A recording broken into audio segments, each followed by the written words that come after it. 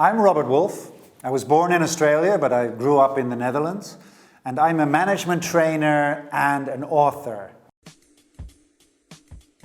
Well, I think us humans have been interested in where creativity comes from for a long time. And in the business world and in the political world, perhaps more than ever is it important to try and come up with innovative solutions.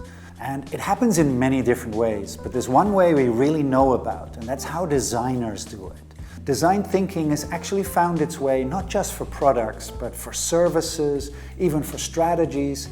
And lately it's been the way of trying to come up with solutions for even, society's problems. So it's human-centered. So how does this relate to perhaps more societal problems? Do people come up with solutions somewhere in a room, think it through, give it a huge budget, and then apply it? And find out a year later, and let's say a couple of $1 million later, that it didn't work. This is what design thinking really helps in when we're trying to address societal problems. That rather than thinking you've got the solution and all we need to do is implement it, is that we first of all find out what needs really exist that cause the problem and that you want the solution to address, and then go through iterations in trying it out for really low budgets, applying the problem maybe for 10 people first and then for 100, and going through iterations until we know we have a solution that works. And many of the problems that we face as humanity and in various societies are what they call wicked problems. It's not got a causal relationship between one criteria and a solution. There are so many factors that factor into this problem that we don't know which solution will work. So we need to go through iterations of trying out and noticing what emerges from it. So how do leaders adapt to different environments? Design thinking is not only a set of practices, right? That it's a way to structure your creativity. With it goes a number of mindsets that are very important for a leader to adopt when they're approaching things. So to start off with, if a leader does not have in their head that they have to be right, that they have to have the right idea in their mind, it's a completely different approach if they step into an environment where things go differently. So if there's one thing true in the modern world, is that change happens much more rapidly. The level of uncertainty is also higher than ever before. So what that means is that the leader has to be able to adapt the approach and to factor in the uncertainty in an early stage. And that's where design thinking actually allows you to come up with approaches that tie into what's actually needed.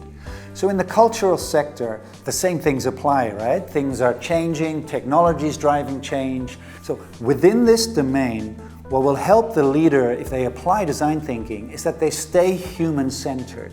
They stay in their thinking attached to what people are saying they need, even in the changing environment. And then they change their approach of fulfilling that need. So it always stays focused on human beings, but it stays agile and changing, even in the process itself. All right, so now you're asking me about my favorite topic, storytelling. Why is storytelling an important skill for the 21st century? Why is it important for leaders? Now, storytelling is something really special. I think every single one of us has more than 10,000 flying hours in listening to stories. Our breed, our race, has been listening to stories for millions of years. And what does a story, if well told, then have as an effect? So it has as an effect that I really connect with you as a storyteller, that I empathize with you, that I start to feel what you feel. And so this level of connection can then create feelings in me that come from your story. And we know from psychological research that if you don't feel anything, it's really hard to make a decision.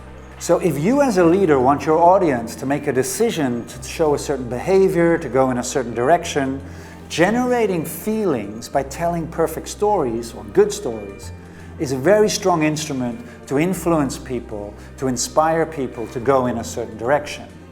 But at a higher level, at a more abstract level, I think perhaps every series of artworks or every exhibition could also be seen as a narrative. There's always a narrative around your work, and there's a narrative in the head of the audience as they are looking at it. So to have some knowledge around storytelling, to have some skills around storytelling, will help you in reaching the deeper levels of consciousness of your audience. And actually that's where art and storytelling are doing the same thing.